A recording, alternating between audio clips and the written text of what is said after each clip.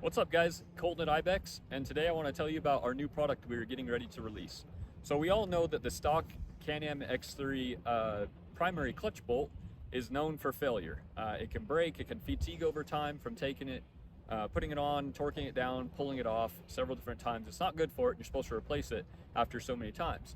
So we have something that's going to solve that problem. We have our new primary clutch bolt that is thicker and stronger than any clutch bolt on the market right now.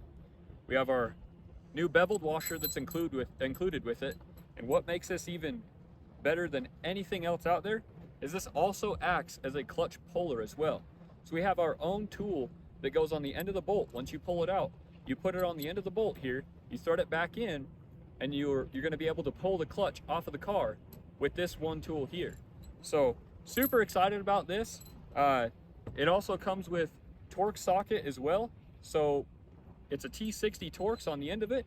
We're including a socket with it, so you have everything that you need to transfer over this new bolt and puller tool onto your Can-Am X3.